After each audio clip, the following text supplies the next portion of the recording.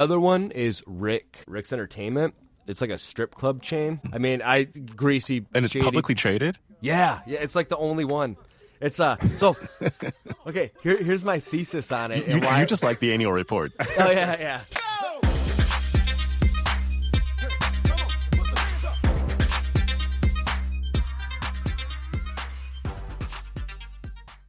This podcast contains the arguably witty banter of two friends, Skippy and Dougals, that like to debate about investing. The content is intended to be entertaining and for informational purposes only, not investment advice. You should do your own research and consult a financial professional before using any of the information in this podcast, and especially before investing. Welcome to the Skippy and Dougals Show. Today we are excited to have Lee Roach join the show. Lee has maybe the most unique path to an investing guru. I don't know, starting to be a voice in the investing community that I have ever heard of, and we're excited to dig into it. So Lee runs a Substack called The Value Road, and really likes Dougals. We joke about me being a deep value investor, right? Lee invests in deep value that's too deep value for me, and we'll talk about some of that. Really, you're like stuff. Basically deep momentum compared to where Lee stands, I think, at this point. So Lee, welcome to the show. Oh, thank you for having me on. All right, so this happened. I believe this happened last month, but there's a tweet that kind of went viral, I think, that really piqued our interest and wanted us to have you on the show to learn more about you, right? So if you don't know Dougals' favorite things in life are like free T-shirts and getting new people enthused about investing. People from different walks of life, people from all over the place, having everyone on earth. Dougals wants every person on every corner of the earth to learn and get interested in investing. That's correct. That's why we had to have you on the show. So can you tell us a little bit about your journey to, I believe you just quit your job last month to do an investing newsletter. Is that right? Yeah, I did actually just finally quit my job. It felt good. I probably could have done that last year, but I wanted to make sure that kind of like my income was consistent enough for me to really feel comfortable quitting my job. And yeah, it's been really cool. I actually learned how to do all this stuff while working in a heavy industrial manufacturing shop. I made bathtubs. I was the quality person in there. I'd go out and basically check parts and test incoming material all night, and I had some downtimes. While I was super frustrated with my job, I basically just started picking up economic books and reading them on my spare time, and I kind of stumbled into this. As one does. Right. Yeah, I was basically trying to figure out how do I quit this job and have like a long-term freedom to kind of do whatever I want. Now, is the key book here, is it The Intelligent Investor? Talk us through that. So, one, it's cool that you had a job where you can pick up a book and, like, you know, explore your interests that way. But talk to me about how long you're reading these economics and investing books and what the journey looks like. I definitely wasn't supposed to be reading those books at work. But I had gotten work like 7 days a week, minus like Christmas and like Thanksgiving or whatever off from like 2017, 18-ish until like 2023, I guess. So basically I got tired of being there, and I was just like, I'm just going to start reading and figuring out how to learn my way out of this job. And when I did that, I started, I was kind of reading books about history, and economics kind of falls into that. And then eventually, as I was reading all of these really like dense, boring books, a buddy of mine said like, hey, if you can read all this stuff, you should read The Wealth of Nations. And I was like, down. So I like made it through that. And that was like a really extremely dense book that took forever. Like the copy that I have, it's like the size of my head. And then after that, I read like The Intelligent Investor. And then I read a couple of other like beginner investment books, and then I tried reading security analysis, and that took an extremely long time. And then, I've read stuff like The Phoenix Approach, read some like Seth Klarman books, just anything that I could possibly pick up along the way that's helped me out. And then I started writing for Seeking Alpha, actually, after I had started reading some of these books and started investing myself. And it just made me get a lot of feedback on my weaknesses in my investment, and just really making me have to think my my investment strategy out a lot more to actually put that down on paper instead of just having this this abstract idea that always works perfectly in your head until you kind of strategize it a little more. And what made you want to put that on paper externally versus putting it on paper for yourself and figuring out that way? Well, when I started investing, I made every bad investment decision that a new investor could probably make. I was ETFs were hot. I started investing, I don't know, 2019 maybe. I put my money in pot stocks, green energy, a lot of ETFs, just anything that Kathy Woods was selling. I was absolutely wanted to buy. I didn't understand underlying fundamentals and valuation principles behind stocks yet. And as I started losing more and more money, I started kind of rethinking some of my investment approaches, and that's kind of where deep value investing came in. I had a buddy that was involved in finance a little bit, and he turned me on to that style, and he was actually the person that told me I should start trying to write my ideas down a little bit more, and so I eventually did that. Starting out on Seeking Alpha was super stressful. I always enjoyed writing, but writing on that platform within those parameters was just a new experience. But after my first couple of articles got published, things got easier, and as I wrote more, my investment returns got way, way better. One thing to note is I'm not sure that there's anyone that's more anti-Kathy Wood than I, so I'm just going to put that out in the world. So I'm glad that you found your way to the promised land. A question that I have, going back to the books, what specifically do you feel like you learned around risk once you started investing versus what it felt like in just reading the books? The biggest thing risk-wise that I saw in modern investment versus reading the books was the first problem that I ran into is that all of those differences between a stock's price and its relative valuation don't really exist in these mega cap world. So that's kind of why you see me start getting more and more and more into smaller cap stocks as I kind of progress throughout my writings. And so my biggest thing with risk was I had to find companies with asset values. That was my very early career was that was the big thing I had to have. Finding companies like that was a needle in a haystack when it was, a $1 billion market cap company. So that was the first really hard thing that I had to really experience. The other thing was catalyst and learning when things were valued too high, even if they were valued lower relative to the rest of the market. When I was getting into industrials, all those always look cheap.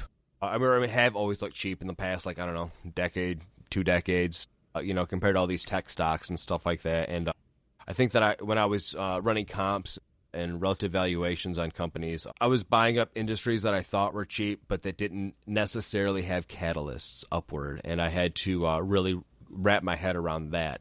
And that kind of comes with experience, I guess. Yeah.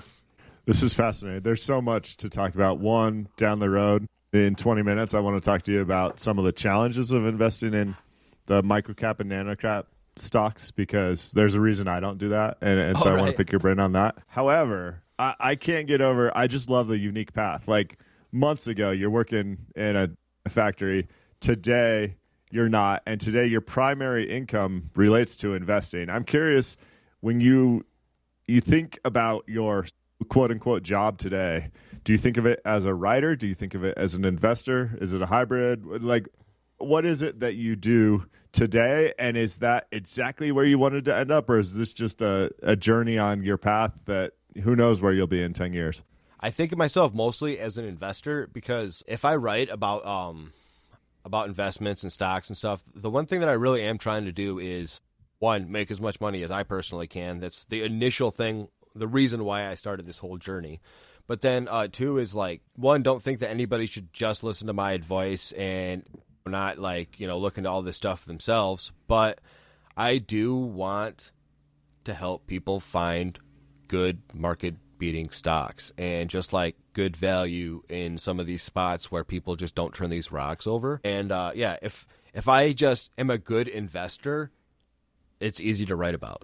I can't it's hard to synthesize good investment ideas from things that aren't really that great. But if I'm really like looking for value in all these like hard to find spots, it's way easier to write about. A good thing, Yeah, and I find in a similar way, I don't necessarily write articles as much, but what we do on the podcast a lot and what Douglas and I do for each other is force each other to give you that more in-depth investment hypothesis, which helps you identify the holes in your thinking. So I can guarantee you that you're a better investor because you have to write out your thesis in a way that gets consumed. I mean, I think your newsletter has a really solid readership, right? It gets consumed by a lot of people. And so then you are forcing, and you get feedback from the crowd as to what you might be missing.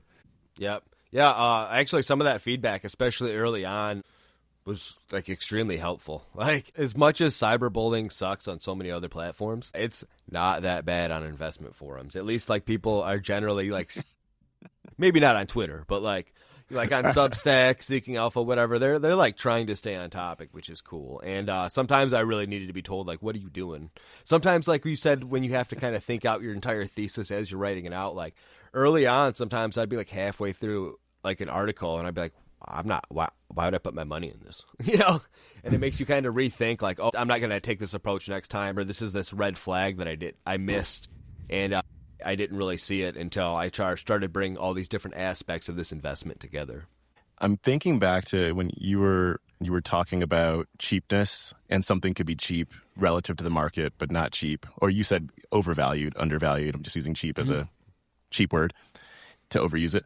So when you think about that, how do you distinguish between something that's cheap for a reason or something that's cheap because no one does the work? This might be a bridge to what Skippy wants to talk about later, because when you get into the micro, especially now, the micro cap stocks, there's a lot of people not doing the work. Like it's ignored by the broader like analyst space, especially. So yeah, how do you think about the difference between those two? Cheap for a reason, cheap because no one did the work. Like most of the time, things are cheap for a reason, and with these smaller cap companies, the catalysts might be pretty obvious, but nobody's going to go through and like read those 8Ks and stuff. And the thing that I really tie my investments to now versus what I invested in before was I would invest in something simply because it was like dirt cheap, bottom out prices, and eventually something's going to happen that's going to shoot the stock price up. And most of the time I usually actually find that that's true, but it's like, how long do you want to wait for that to happen versus when you can find another company that has a catalyst, and whether that's an acquisition or a company that needs to sell off assets. Like if a company has a ton of assets relative to, if they just have a huge net asset value and they have a bunch of debt and they need to make this like massive debt maturity payment, like what are they going to do? Are they going to go bankrupt because they don't want to sell off assets, or are they going to sell off assets to make a debt payment? And if you can buy in when the whole entire market thinks that this company is going to, have to file for bankruptcy, like you just have a big catalyst story right there. And that kind of happens all the time. It's timing and those catalysts, like easily foreseeable catalysts too. So let's dive in. Let's talk micro and nano-cap. Not a criticism at all, but I just want to tell you my thinking, and then this is what we do on the show. We have investors debate things. So historically, I've found anything less than, say, 300-400 million market cap it's too illiquid for me. You're buying on different exchanges. It's typically OTC or something else, and you have to be really careful with limit orders. You can't always jump in and out of the stock when you need to. I think that's a majority of your focus based on what I know about you. And I understand I have a good friend who does almost the exact same thing, and it makes a ton of sense. Like no one's looking at those names. There's huge mispricings. I think I heard you earlier this year talking about a company that had some sort of orchards in Florida, and they decided to discontinue that, and they're going to sell it for housing, and like the assets were incredibly mispriced. I just want your take on the pros and cons of that, because I think 100% no one is going to argue that there's more asset mispricings there, and so that's where you get the true deals. But for me, the liquidity has always been a tough trade-off, and depending on how much capital you have to deploy, right, there might not be enough juice for the squeeze because there's just not that much liquid stock trading. So can you just talk about your thought process through all those things in the micro nano-cap world? Yeah, I totally actually agree with you. If I had like millions of dollars that I had to invest, I probably would not be looking in some of these spaces. I would probably at least be like looking mostly at companies at least above $100 million for the most part, because liquidity would become an issue. But I think that for normal people, this kind of investment process might actually not be that hard or unattainable of a thing. One of the earliest companies that I made a lot of money on, but that I didn't do the research that I wanted to do on because it was not possible for me, a single human being, to do, was like Monster Energy. I think a lot of normal investors are like investing in these companies, but you can't read an 800-page like 10Q every 4 times a year and then understand it. And then you don't have to just read that. You have to like read it like these contracts with Coca-Cola and then how that gets split. And, whereas like some of these smaller companies, I don't have a lot of money to deploy on them. Like I have less than $100,000 in a brokerage account right now. Hopefully that changes. It's looking like it. But yeah. Like as I only have that much money to invest in, some of these smaller companies like totally make sense. But as hopefully things go right for me, I hope to run into a problem where I do have to kind of look at the market caps of the companies I'm looking into a little bit more differently. This is why I'm super happy we have you on the show, because I think this is a piece when we talk about getting more people involved in investing that often gets missed. One, your average person that wants to get into investing doesn't have millions of dollars. They might have a couple thousand or 10,000 or something like that. Two, the complexity of these really large corporations, these billion or trillion dollar companies, can be really daunting, where I think some of the companies you review and you write about might have a much simpler business case. Yeah, where it's like just 24-page ABC. annual report. Yeah. So that's fun. I appreciate that perspective. That's really good. Talk to me briefly, and then we'll get back to Dougal's question. But your typical subscriber to the Substack, what do you think they're looking for, and what's the typical profile there? Is it smaller amounts of cash, looking to learn about investing? Is it heavily sophisticated investors? Do you really know what your reader profile looks like? Yeah, I've had some pretty big fund managers, and stuff become paid subscribers that I'll occasionally see pop up. Early on, I think a lot of my paid subscribers were when I had priced my Substack a lot more cheaply. A lot of my subscribers were a lot of newer investors. I think that's kind of tapered off a little bit over these past couple of years, and now I'm getting a lot more full-time investors, people that manage funds. Sometimes they manage like a fund for an insurance company or something, kind of following me. So I'm seeing more professionals a little bit, kind of following what I'm doing, I think. Yeah, and I'm in turn getting a lot better ideas sometimes too. Like I'm usually scanning for my stocks on the OTC like screener. Like, I'm not doing anything crazy. But now, in the past 6 months, 8 months, half the time my Twitter inbox, when it's not filled with spam bots, is filled with people giving me ideas, How do you filter those? You just put them in the screen? Is that like the way you filter them, or is there another path you take?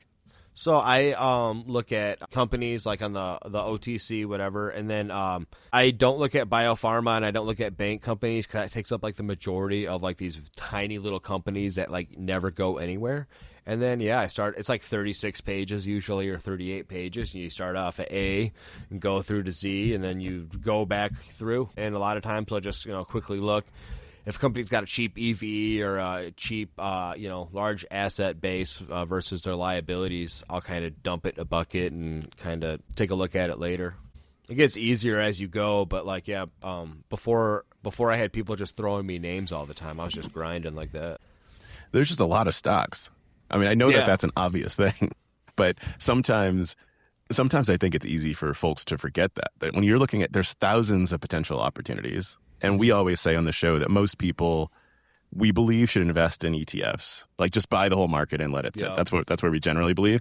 Yeah. However, they're the people that are willing to put in the work, of which you fall into that bucket. Right. If you're willing to put in the work, willing to put in the time, and you don't think that tomorrow you're going to have all your riches, then you can start to, go a little bit deeper. There's just a lot of stocks, though.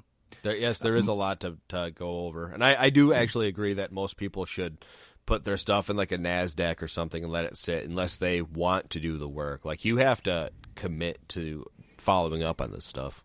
Whoa, Lee, I hate to interrupt Jiggles here, but NASDAQ, you're not a deep value investor. Come on now. No, we should not be putting NASDAQ's deep value NASDAQ. right now. No, how about some emerging market value funds? Come on. Right. But I mean, like, you know, it just if you have like another fund manager handle your money, if you're not here to be like fully committed to this, you know, it doesn't have to take a lot of time, but that's why I'm lazy. That's why I invest in all these tiny stocks. I can read through all the financials. I can, you know, keep up on those 8Ks much easier than I can with some of these other companies. And sometimes even management will get back with you. So you talked about catalysts earlier. Is there an example you can think of as a catalyst that looked great on paper but failed in practice that you think would be worth discussing, and why'd that happen? Oh yeah, this is the easy one. This is my most hated trade I've ever done. Carparts.com. Yeah, so carparts.com had a massive inventory asset value. They had just an enormous amount of traffic on their website that they could have monetized through ad traffic and just like the setup to do anything right if they had a competent management structure. Just the upside would have been like 2-3x instantly. And instead, the management just like diluted their share count substantially, and just that stock went from like being what I thought being bottomed out was to just like another 40% decrease. And I've not followed up on them since. Oh, the other one is Rick's Entertainment. It's like a strip club chain. I mean, greasy. And it's shady. Publicly traded? Yeah. It's like the only one. It's so. Okay, here's my thesis on it and why. You just like the annual reports. I can now. Yeah. Well, honestly, the X account from Eric Langen, who now that he's getting sued for fraud, it does not exist anymore. But it was awesome and entertaining. I was like, this is the shadiest man. So the thesis behind the strip club play was that this company, the strip club cash flow was great because what happens is nobody wants to open up a strip club anymore. Townships and municipalities do not want strip clubs in their area. So they're not exactly handing out permits for strip clubs anymore. So what happens is all these people want to sell their strip club chains and they want out. They don't have necessarily a buyer and there's not a lot of competition. So what this guy would do is come in, he'd buy the strip club chain up, fix up the clubs, you know, run it out for cash flow. And then at the end of that useful lifespan, he would like sell that real estate off for another purpose. And basically, boom, great. But the thing that happened is like management just kept getting involved in different business ventures that they weren't competent in, and the share price just kept going downwards. Eventually, actually, I would have made money off of that, but I did not want to stick around. Like, as it was one of those things where I underestimated how bad the management team was, and there was like a bunch of red flags, and I should have known better. But I just thought like this play seems so simple that these guys have to be able to execute this, and it just didn't happen. I don't know if this was your mentality during that, but Skippy and I talk a bunch of times about sometimes there are stocks that we really don't want to own, but the investment pull is so strong. So again, I don't know if that's where you sat. Yeah. But when I get into those situations and the stock price is going down, I'm like, I didn't want to be in this in the first place. And now it's just mental pain and anguish. Yeah, that's what I thought too. I was like, I deserve this. Like, whatever. Oh, that's funny. Jiggles, did you have one more thing before I want to like throw out some fun names and wrap up with research recommendations kind of? But so do you have one more thing? Yeah, I do. And it applies to the price going down area. And I'm asking for a friend here. This goes back to PayPal, the friend being me. Okay. Is when a price keeps falling, but your thesis you feel like isn't broken, like it still remains. What's the conversation that you have with yourself during that period? Like, how do you manage your psychology during that? So the reason why I think that I am a good value investor is because I'm super indecisive and I cannot make quick decisions about anything. I think way too long before I make a decision, and that's before I get into an investment and after I get into an investment. So my exit strategy is I sit there and think about it, and I spend weeks like looking up what I think is going to happen to this company, and sometimes by then I'll actually feel a little bit more reassured. But after I go through one of those stakes and it looks bad, I would sell. But if your investment thesis is still in place, I would not sell. So all the times that I've sold, like carparts.com or like Rick's, the strip clubs, that was just my thesis fell apart. I was clearly wrong about something that I initially thought I was correct on, and that's when I decided to exit out of those. So you have pretty strong conviction. Like once you're in it, you will remain convicted so long as the thesis stands. That's a strong mentally. Yeah. That's a really strong place to be. Yeah, yeah. I don't like freak out on stuff. I try to keep a cool, calm head. I don't check the market every minute. I check my stocks like once a day. When I was on third shift, I couldn't check my stocks. I was sleeping when the market was open. I think that was probably the best thing that could happen to me. Was not know what was happening during the day on some of those worst market days. It was cool. I like sleeping through that. This is a brand new investing philosophy, according to Lee, which is sleep through the market hours so you can't trade. This could be you should write a book on that. Yeah, you don't make investments based on emotion that way, or like less emotion. You know what I mean? You can't just be like, oh my God, what is happening? Let me go sell this and that. Like I couldn't. I had to just see what happened, take a step back, and then assess my situation, and a lot of people don't do that. Yeah, PayPal is giving me a lot of pain, I would say, at the current moment. I initially got in somewhere average in like the 40s. This was, Skippy, maybe 3 years ago? I don't know. It was a little while ago. Something, yeah. And then I was telling him a couple months ago, at the beginning of 2025, the price was around $95 a share. And my sell criteria, or at least to analyze to sell, was at $100 a share. And so at the beginning of 2025, I was like, all right, we're almost there. Oh, wait, once it gets there, great. Now we're sitting in the 30s. I'm like, PayPal, you had one job. And that job was to go up another 5%.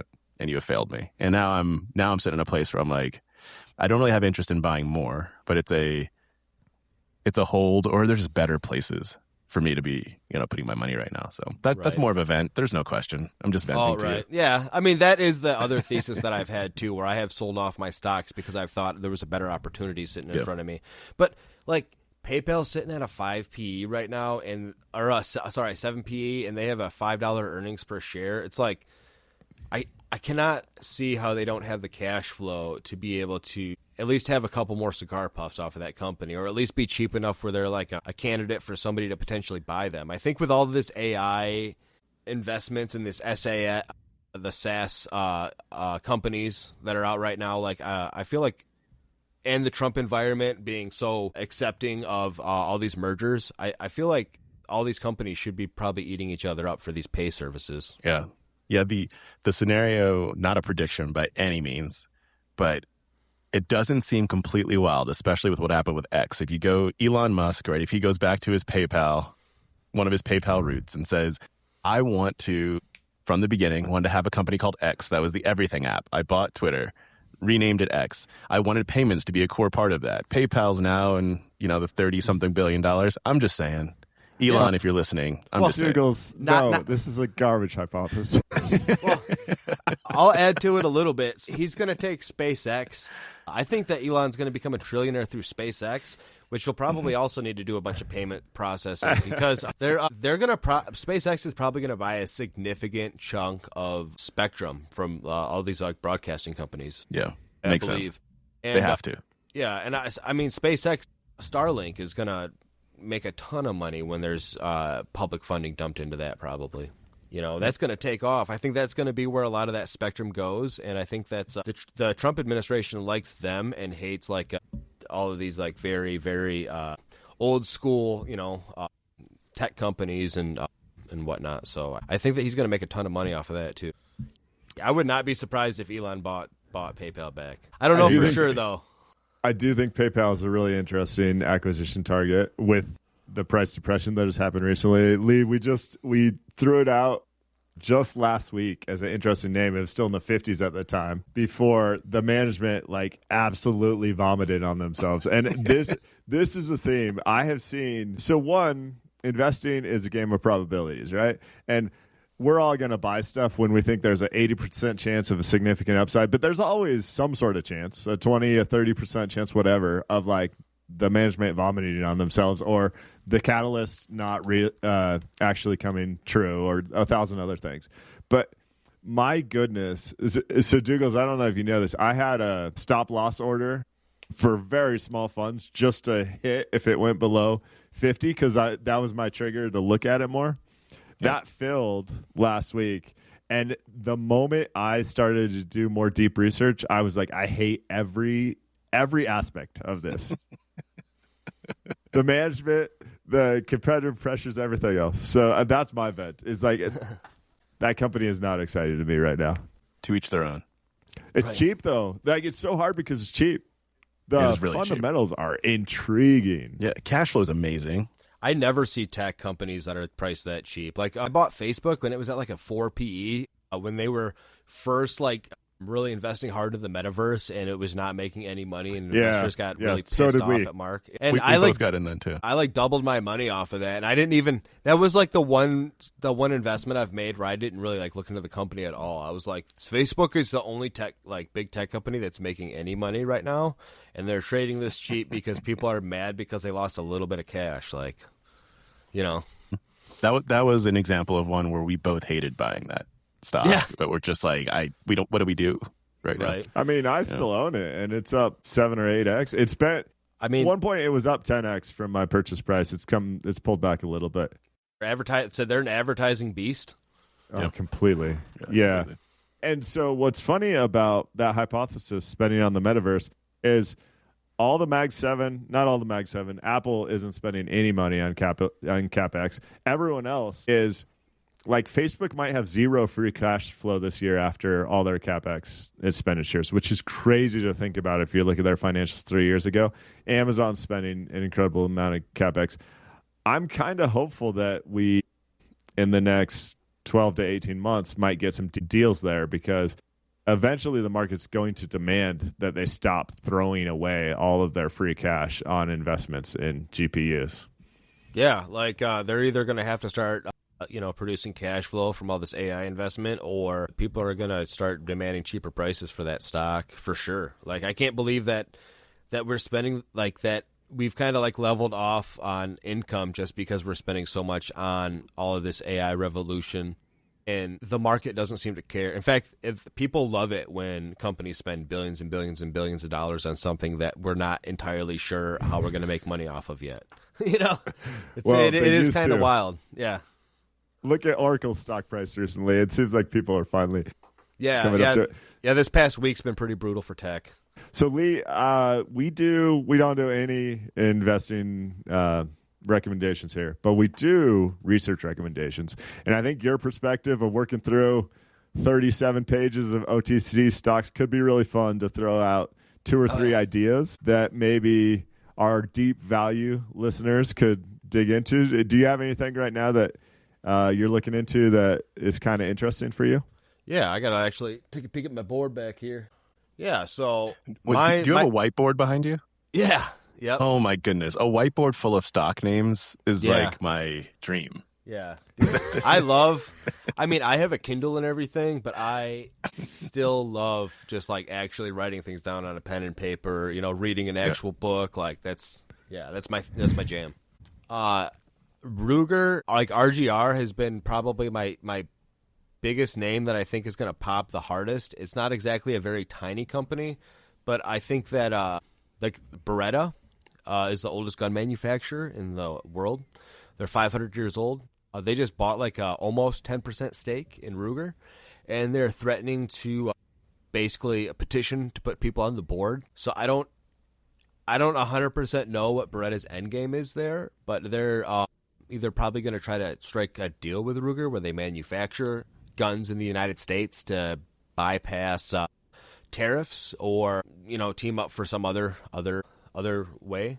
Beretta used to actually manufacture all of the United States' sidearm, like their pistols, the M9 pistols, until the mid-2000s, I believe it was, when 6 Sauer took over that contract. Right now, to have weapons made in the U.S. for United States military, it generally has to be made in the United States. So if Beretta wanted to come back in and start manufacturing their weapons in the U.S., they would probably be able to, get another contract with the U.S. military, and that could be a huge thing if that's done through Ruger. So I think there's a lot of upside to that. Gun stocks are very controversial, so that might not be everybody's jam. SKAS, that's a very small stock that nobody knows about. That's a special situation, and I think people might enjoy that.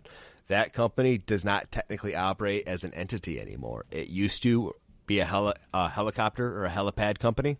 They operated a helipad out of Manhattan, the only helipad that offered tours of the city for tourists, and they lost that contract to another company. So right now, they're just like an operating shell that's a perfect vehicle for another company that wants to become public to kind of hop on the market. I think that's an interesting company for people to look into. Deep value investor to deep value investor. I got to give you a hard time about this one. Yeah. I see the market cap at $6 million. Yeah. Yes. So this is a lotto ticket. Again, research recommendations, not investment advice. This is a lotto ticket that is like $6 million is nothing in the grand scheme of things. Someone might just want to take over the ticker, you think, or?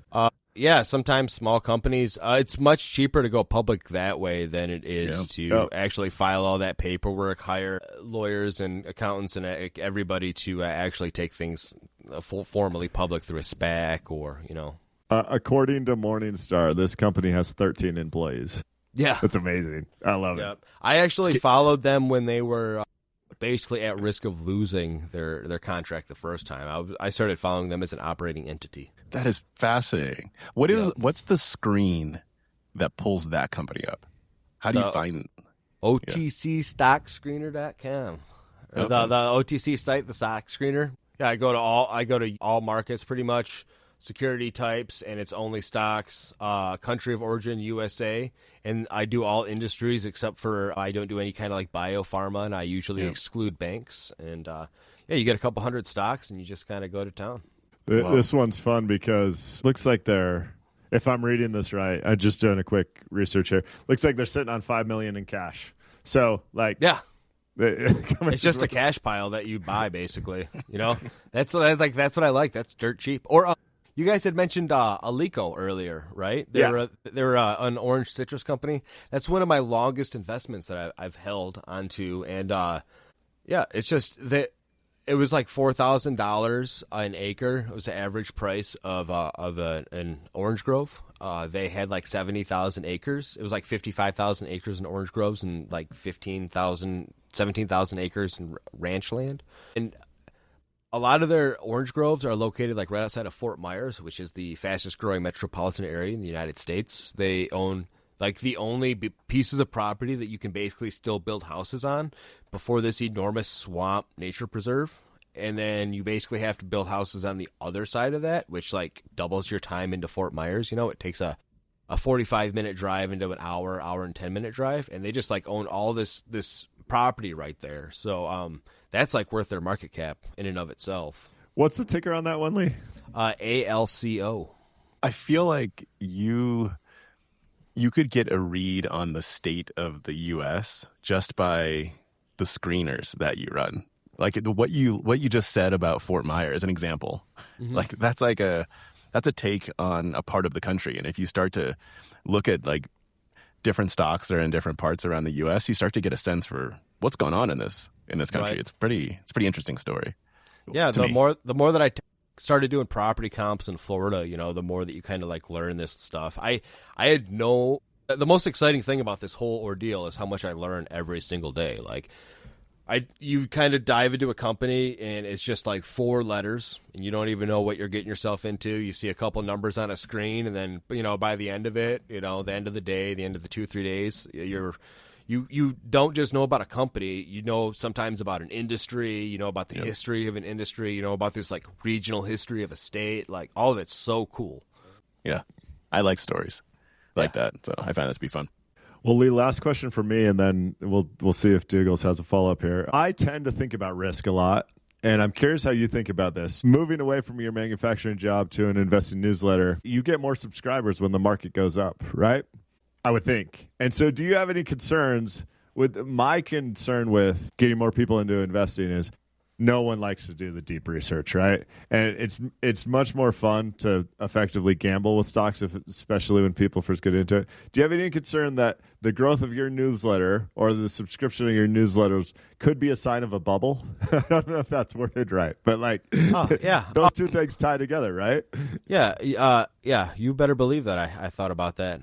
That's why I took a while to quit my job, and why I may in the future sell this thing. I don't know. Like there's always that. I might take on like advisory roles at some funds. I've gotten a lot of like job opportunities, and I'm not like, kind of like hook, line, and sinker to anything yet, or like, agreed to anything yet. But I've gotten the kind of opportunities where it seems like I can kind of pick and choose some of the places that I work at in the future. So I didn't really quit my job until I started turning down things that I was like, maybe I want to do that. I don't know. It was really cool, and it wasn't just one opportunity or one person coming to me asking me for advice or wanting to do an advisory role or work at this fund or that fund. So when in a downturn economy, maybe there won't always be industrial manufacturing jobs, but my industrial manufacturing job sucked, and I'm pretty sure that I can find another job that sucks.